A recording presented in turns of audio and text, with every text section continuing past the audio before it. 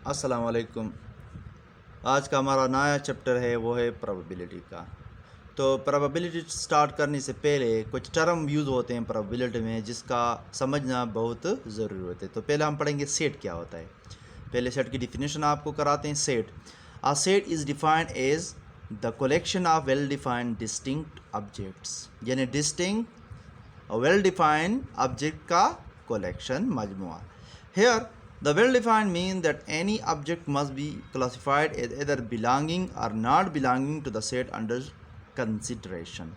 यानी जो सेट भी हमारे कंसिडरेशन में है, जो सेट भी हम कंसिडर करते हैं, जिस सेट से भी हमारा ताल्लुक़ है, तो वेल डिफाइन का ये मतलब है कि आया ये ऑब्जेक्ट जो है ना ये पर्टिकुलर सेट से बिलोंग करता है या पर्टिकुलर सेट से बिलोंग नहीं करता। तो सबसे पहले ये क्लियर हो जाता है कि कौन से एलिमेंट्स इस सेट के अरकान है और कौन से नहीं है।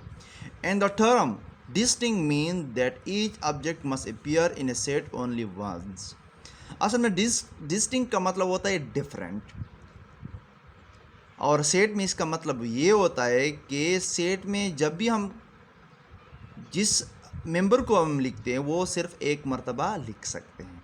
यानी सेट में हम अरकान की रिपीटिशन को नहीं दोहरा सकते। Repetition is not allowed in a set. यानी जो भी ऑब्जेक्ट्स होंगे वो सारे क्या होंगे, डिफरेंट होंगे। अगर सिमिलर ऑब्जेक्ट्स जो है ना वो रिपीट हो रहे हैं तो इसका मतलब ये कि ये सेट नहीं है। फॉर एग्ज़ाम्पल एक छोटा सा मिसाल लेते हैं। एक सेट गिवन है और ये सेट किसके अरकान ज़ाहिर हो रहे हैं, 0 to 4 अप टू इनफाइनाइट। ये इवन नंबर सेट है, पॉजिटिव इवन नंबर है। यानी इसको ये कौन सा मेथड यूज़ हुआ है यहाँ पर, ये सेट रोस्टर मेथड है। इसको हम सेट रूलर मेथड भी कहते हैं और टेबुलर मेथड भी कह सकते हैं। और इसी सेट को हम सेट बिल्डर मेथड में कैसे लिखते हैं, यानी तरकीब साज का तरीका सेट लिखने का। तो यही सेट जो ऊपर दिया गया है इसको हम तरकीब साज में कैसे लिखते हैं, सेट बिल्डर मेथड में उसको हम कैसे लिख सकते हैं। A where X such that X belongs to even number set. यानी ये जो सेट गिवन है ये यहाँ पर ये एक्स हर एलिमेंट के लिए यूज़ हो रहा है। ये सेट रिप्रेजेंट करता है इस सेट के तमाम रुकन के लिए, तमाम मेंबर्स के लिए हमने रिप्रेजेंट कर रहा है। और ये जाहिर हो रहा है कि यही एक्स जो है ना ये क्या बिलोंग करता है, ये इवन नंबर का सेट है।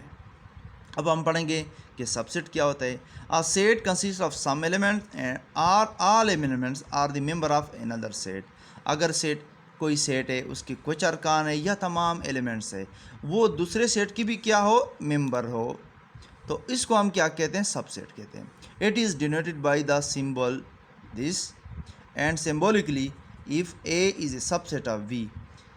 ये A is a subset of B, इसका ये मतलब कि ए के तमाम अरकान क्या है, बी में शामिल है, या ए के कुछ अरकान जो है ना वो बी में शामिल है।